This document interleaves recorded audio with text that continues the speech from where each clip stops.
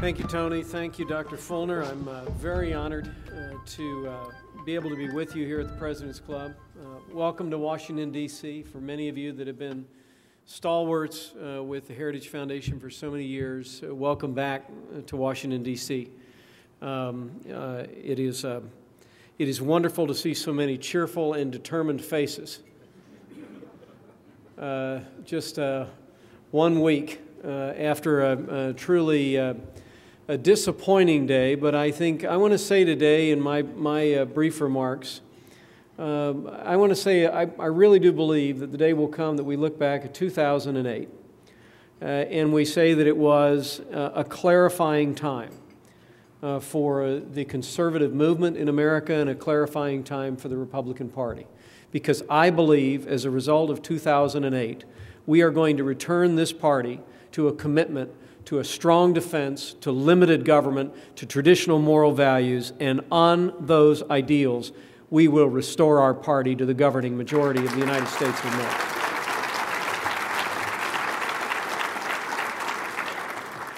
I'm mindful, though, of something that Winston Churchill's wife apparently encouraged him after his defeat in 1945. She said, Winnie, it just might be a blessing in disguise, to which he replied, well, madam, it must be a very good disguise.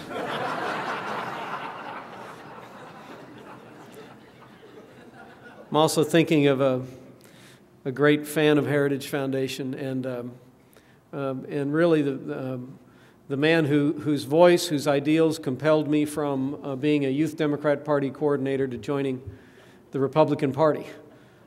I was a community organizer back in the 1970s. Ronald Reagan used to love to tell a story, Ed. I'm sure you've heard it many times. It seems more appropriate today than ever before. So a man decided it was time to take his cow into market, so he loaded the cow up in the back of the wagon and he cracked the whip on the mule, and his dog jumped alongside him in the wagon, and they were taking the cow into town. And as they were going along the road, this pickup truck came along, smashed into the wagon. The cow, dog, farmer, mule all go in every direction. It was terrible. And these things, you know, they eventually make their way to court. And after the man had recovered, the farmer had recovered from very serious injuries, he was in court trying to recover financially. And apparently, as President Reagan used to tell the story, the attorney cross-examining the farmer had him in the docket, and he said, sir, isn't it true that at the time of the accident you were asked about your condition, and isn't it true that you said, I never felt better in my life? And the farmer said to him, well, yes, sir, I reckon that's exactly what I said. And he said, no further questions. Well, his own attorney got up to do what's called redirect. You know, the lawyers in the House will know that. And rehabilitate his witness a little bit. And he says, would you care to explain the circumstances under which you made that comment? And he said, well, I reckon I would. He said, see, I was driving down the road there, I had my cow in the back and the mule in this truck. He come along, knocked us all to heck, and I went in the ditch with the mule, and the cow, he went in the ditch with the dog and busted all up and bad. He said, about the time I come to, the sheriff's deputy, he'd come along, and he was standing over there looking down at that cow down in the ditch, and it had a broke back, and we were never going to get that animal back. And he pulled his revolver out and laid the gun by that cow's ear, and he put it down.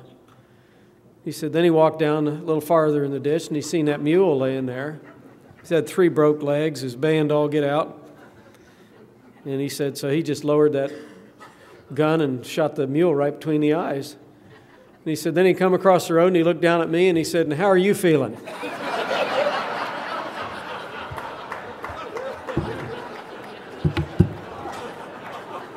And I said, I never felt better in my life.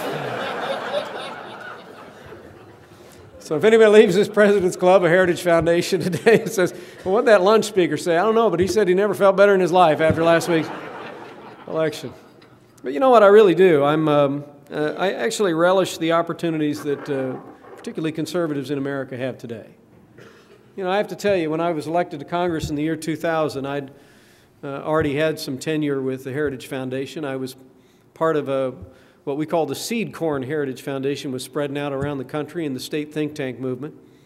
We actually called our little foundation in Indiana the Indiana Policy Review Foundation, very much as an homage to the Policy Review magazine of Heritage, and we modeled on the state level what Heritage had done before.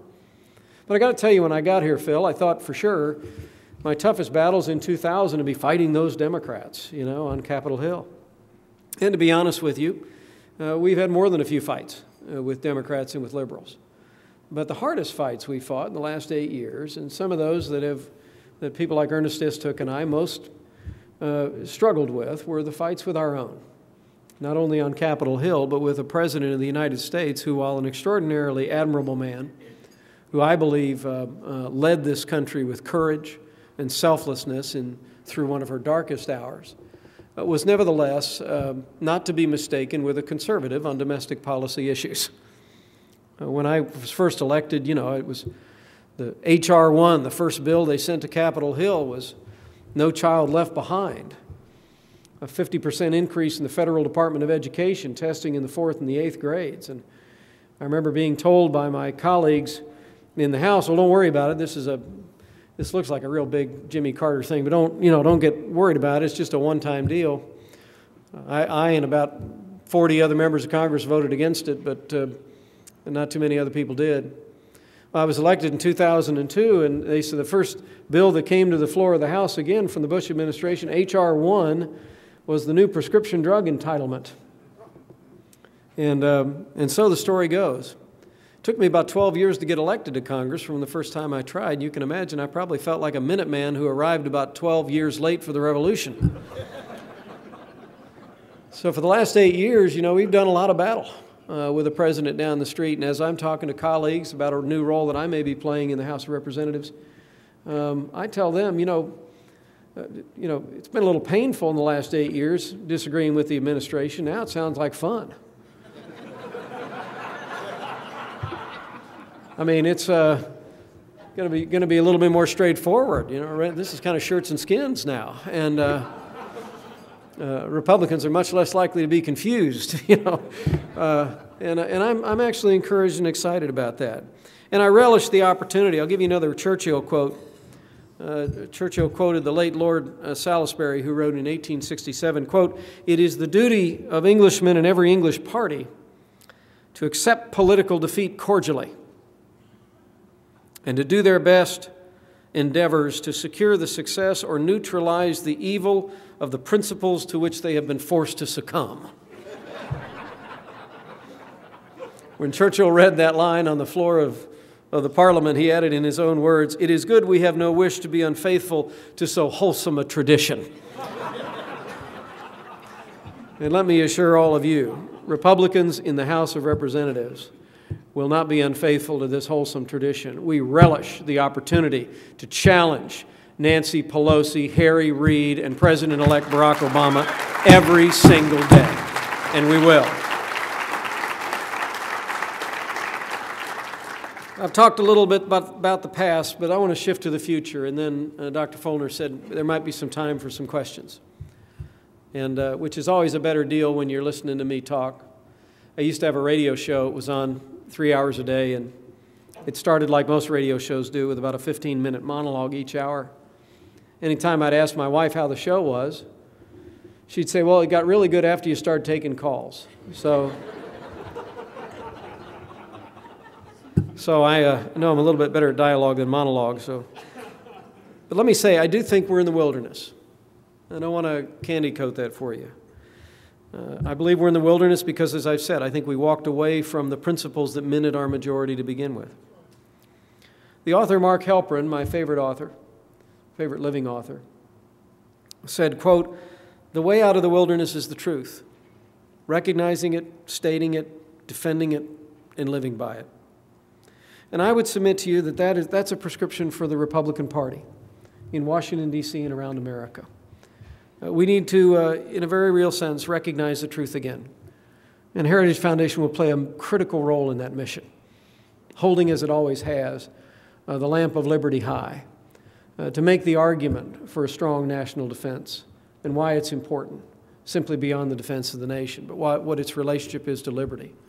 To talk about limited government, to make sure Americans understand, as Heritage Foundation always has, that as government expands, freedom contracts, and to uphold a thoughtful explanation of the importance of American virtue and the importance of American values at the very core of our national identity.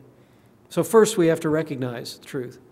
And I don't think it'll take focus groups to break it down. We all know what we believe in. It's just going to take the other part of what Halperin said, stating it, defending it, and living by it. And I in a new role to which I'm aspiring in the new Congress, I may be in a position to do a lot more stating than I've done before for Republicans. And I mean to tell you that, thank you. I mean to tell you that I really do believe that all of my heroes throughout the history of conservatism have been very repetitive people. They're people who have used whatever the bully pulpit was that they had again and again and again to state the truth. The jokes would change, but not the core principles and ideals. And I think Republicans need to begin by going to the floor and going to the hustings and being on the television and on the radio and articulating those values. And Heritage Foundation is going to play a mission-critical role in helping Republicans articulate those values. But the last part is the hard part. It's going to be the living by it. Halperin said the way out of the wilderness is the truth, recognizing it, stating it, defending it, and living by it. It will be important that as the American people have called on Republicans on Capitol Hill to change, that we change. That we, through policies, through personnel, through decisions, that we offer a definitive turn to the sensible right in the Republican Party on Capitol Hill. That we reaffirm our commitment to public integrity, and that we reaffirm our commitment to life and liberty and limited government. But let me close with just one other Churchill quote, and it's one that drifted across my mind recently when I was contacted by some leaders of our party and asked to play a role. I have to tell you, my staff got the last laugh on this, Ed. One of the things they heard me say most often in the last 2 months was, I'm definitely not running for a leadership position in the 111th Congress. The reason being is I'd actually run for minority leader 2 years ago. And if you missed that, we didn't exactly ask for a recount, all right? I just felt after the roof fell in that somebody ought to step forward and offer an alternative, and we did. But I just figured I'd done my part, and in the last year, I felt like we'd made a difference. In legislation, we actually got nearly 200 votes to eliminate all federal funding through Title X to Planned Parenthood of America. We introduced legislation that would do away with the fairness doctrine forever. And we helped lead a protest on the House floor that ultimately resulted in Nancy Pelosi changing her position on domestic drilling when she actually allowed a vote in September to lift the moratorium on drilling off the Outer Continental Shelf and in the Gulf. And so I thought my role would continue to be that. But the morning after, I got calls from two people that got my attention. One was the chairman of the Conservative Caucus, Jeb Hensarling, who was urging me to consider running for a position that had suddenly and abruptly come open, that of conference chairman. The other was equally surprising. I got a call from the Republican Minority Leader, John Boehner, the man who I had contested 2 years earlier, but with whom I've developed a very good rapport and working relationship in the last 2 years. And he delivered to me the same message. And as my wife and I bowed our heads in prayer about it and reflected on the opportunity that was opening before us, I couldn't help but think of the word duty. I couldn't help but think of the obligation that each of us has, not to do what's comfortable, and not to do what's easy or most convenient, but simply to do our duty. Churchill would also say these words. He said, quote, "The destiny of mankind is not decided by material computation. When great causes are on the move in the world, we learn that we are spirits, not animals, and that something is going on in space and time and beyond space and time, which, whether we like it or not, spells duty." Men and women, I would say to you that in the midst of electoral defeats, each one of you by making the trip out to Washington, D.C., each one of you by being generous at the President's Club level for Heritage Foundation, and each one of you in all the different ways that the Wettricks and others are involved in public life in their home states, each of you know what duty's all about. And as my wife and I decided to embrace this challenge, it was out of that sense of duty, and we covet your prayers.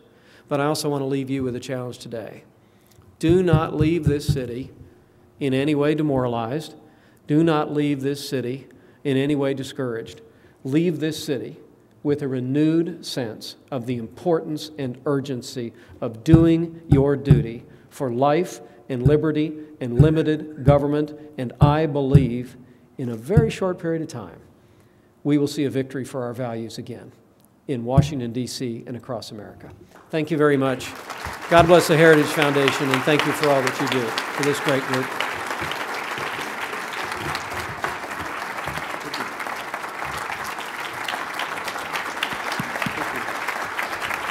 Time for questions?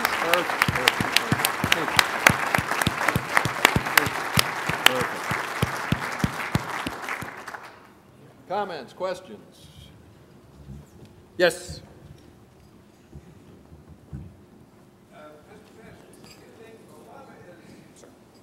Beholden to the, excuse me, Obama's beholden to the radical left. Do you think he's got the courage, the intelligence, and even the desire to buck the far left? Well, let me be generous. Anyone that can run for president of the United States of America has courage. I don't quarrel with his intelligence. I do wonder about the desire. That one of the truths about our president-elect is he has a fairly unbroken history of leftist politics and liberal voting, and not that I begrudge him that at all. It's a free country; people can believe and take the stands they wish to take. But I do think there is something of wishful thinking going on in America today that is suggesting that someone who has built a career on liberal ideology, as our president-elect has, would suddenly abandon that whole cloth to take a pragmatic or centrist or moderate approach. And let me also tell you that, you know, there's two ends of Pennsylvania Avenue in Washington. Our president didn't always remember that, but there are, you know, two ends. And I know those people. I work with those people. And things like the Fairness Doctrine and card check, these are things that have been banging at the gate, using a horse racing metaphor, and the desire of our president-elect to not be responsive to a constituency that elected him or a Congress that's been longing for a president to sign their agenda is, I think, a very open question. Over here. Yes, sir. Thank you for taking my question. Sure. To be blunt, I think the Republican Party has really let us down in the past 8 years, both from a military, financial, and even a morale situation. And I can think of no greater example than the Iraq War, an honorable war that we went there for good cause, but we've allowed the Democrats, Ted Kennedy saying that we cooked the books, Kerry saying that we've terrorized women and children in their homes at night, even Senator Obama saying Afghanistan, we've bombed women and children, right. And there's been no unified response from the Republican Party to defend such a noble cause. I'm wondering if we shouldn't have the whole leadership of the Republican Party, as honorable as they are, just step down and perhaps reconstitute with a younger breed of leaders, perhaps to recruit military leaders from back from Iraq, heroes, to not go after the big businessmen, but the mid-level successful businessmen, to show that we are again a party of the people, of proven performers that can remotivate the country as a whole. Thank you. I think it's a terrific comment, and with regard to the war, I do believe that we have not, and certainly mistakes were made in 2006 before the president made the decision to change tactics and strategies. But what we've done in Iraq will be to the eternal weight of glory of every soldier, sailor, airman, and Marine who served there, and especially those that fell there. I've been to Iraq 6 different times. I'm on the Foreign Affairs Committee. And to see what has happened there as a result of the service and sacrifice of the American soldier is overwhelming. And it's a story that needs to be told. With regard to the changing of the Guard, I will tell you that, as I mentioned, I'm running for conference chairman. What would be my predecessor if I'm elected in a week did step down. Our whip did step down and will be replaced by an outstanding conservative by the name of Eric Cantor, who's been the deputy whip. Terrific guy.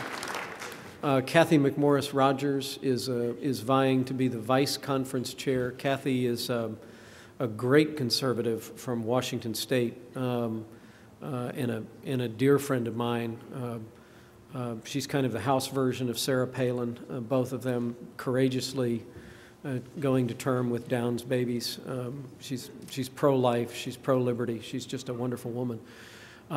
So there is going to be significant change, virtually guaranteed, in the House leadership. I can't speak for the Senate.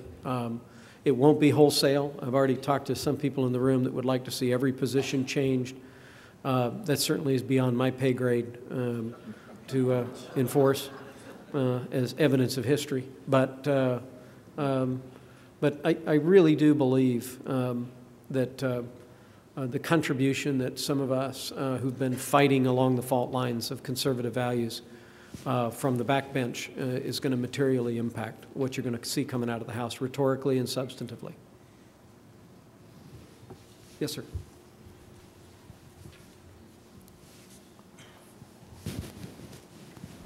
Congressman, good to see you again. Jay Stobbs from North Carolina. Hey, Jay.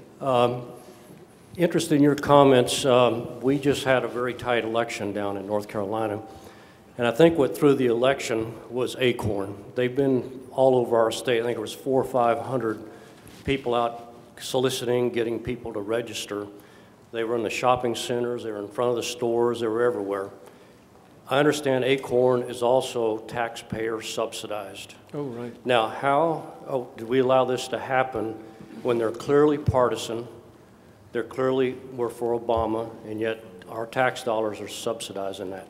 Thank you. I appreciate your comments. Well, I think, Heritage Foundation has had the effort to defund the left in place for a number of years, educated by virtue of your generosity and others, millions of Americans about exactly how much money flows in to left-wing organizations. And I think one of the things that you're going to see in the aftermath of this election is going to be an effort to expose that. Some of it's fairly recent, though. We were able to hold the line on an effort by Barney Frank to create a massive slush fund for public housing organizations, most notably Acorn and La Raza, in the Fannie Mae and Freddie Mac bill. Long before the financial crisis hit, Congress passed what I thought was kind of a phony baloney Fannie Freddie reform bill. But it did include that slush fund. They had the votes, they put it in. Figures to be, I think, about $100 million a year that then is available for grants to groups like Acorn and La Raza. I mentioned also, it was very encouraging to me, and in the next appropriations process next year, I'll be bringing the same amendment again. Most Americans, I think, don't know that the largest abortion provider in America is the largest recipient of non-abortion funding through Title X. By some estimates, $250, $300 million goes into Planned Parenthood of America. Now, it doesn't go into abortion services, but, you all run businesses or own businesses. If I can move those expenses over here, it frees up resources over here. And we got 189 votes behind, including 20 Democrats, on an amendment to strike all funding through Title X to Planned Parenthood. So I think some of these funding streams are vulnerable to legislative action on the floor, but first you have to expose them, which is a role Heritage Foundation can play and communications in the House can play. And then secondly, have the courage to go to the floor and call the vote, and particularly put some of these Democrats in otherwise Republican districts on the spot, on the record. And we'll be doing just that. Ed? We as individual citizens help in the battle? How can we as individual citizens in this room help you in the battle? Well, I think a couple of different ways. This is the Ronald Reagan building, but it's not a federal building, so I can mention this sort of thing. Gosh, help the local party and help the candidates financially to the fullest extent of the law. It is, one of the things that we dealt with this year was an overwhelming financial advantage on the other side.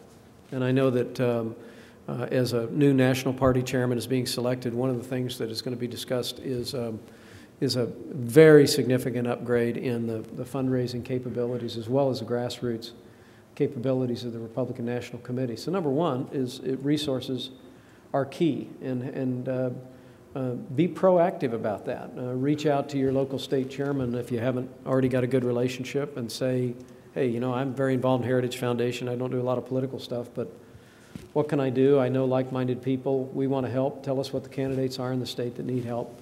You'd be surprised how much impact that can have and how much encouragement that is.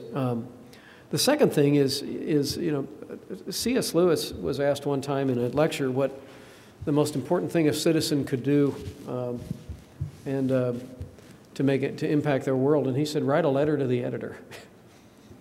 Seems kind of antiquated.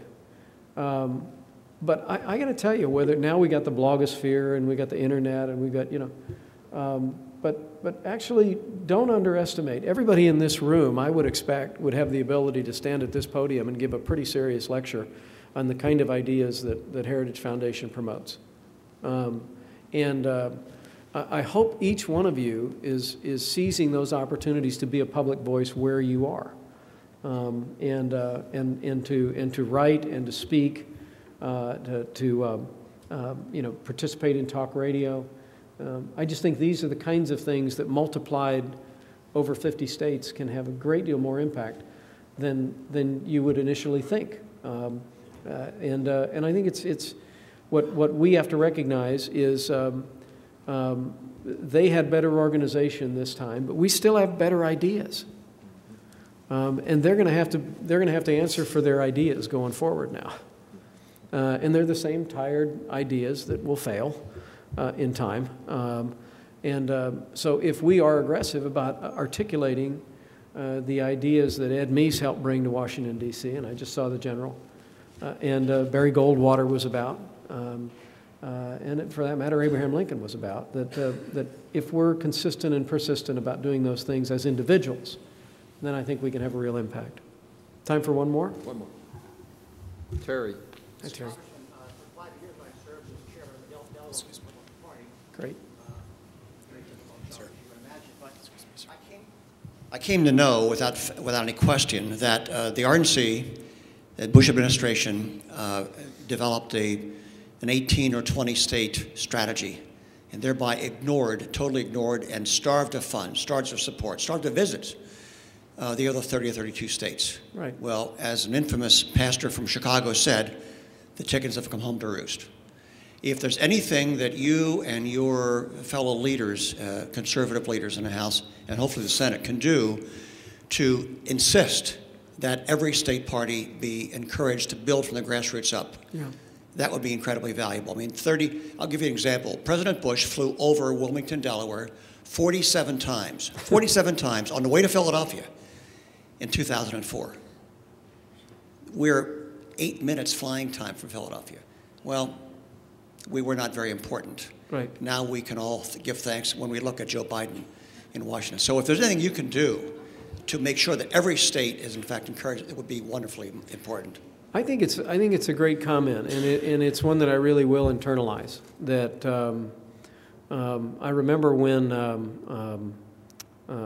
Howard Dean said they had a 50-state strategy, and everybody laughed. And then you saw the way they were raising money, and they really did. And quite frankly, even if you don't go win in a particular state in that particular election cycle, the truth is you cause resources to flow to protect positions. And I think there's a lot of wisdom in this. And a big piece of it, though, comes from also igniting, and donors are part of the grassroots, but igniting the grassroots including grassroots donors, and saying, we want you to participate, and we're going to make a commitment to reinvest those dollars in your jurisdiction to help build up party infrastructure. I mean, I really don't believe, and maybe I'm wrong. I mean, I've been to Burlington, Vermont, okay, but I really don't believe that there's anywhere in America that our ideals don't resonate with people. I don't believe it. I mean, Ed, correct me if I'm wrong, but I think you all won 49 states. I mean, so to allow ourselves to rut into blue state, red state thinking instead of saying, no, wait a minute. Since when did a strong national defense, a commitment to practice limited government, to government that governs least, governs best, to the sanctity of life and the sanctity of marriage, when did those things become the province of certain states in America? Those are American ideals. And it seems to me that you've got a lot of wisdom in your comment that if we believe those ideals are enshrined in the hearts of Americans in the four corners of the nation, we ought to carry those ideals and carry candidates with those ideals to all of those Americans. And I believe we will. I actually believe, you know, as Mrs. Churchill said, you know, this might be a blessing in disguise. You know, very good disguise, but it might, if we learn from it, we return to first principles. I really do believe the best days of the conservative movement, the best days of the Republican Party are ahead. Thanks, Heritage Foundation. Thank you, Ed, all of you.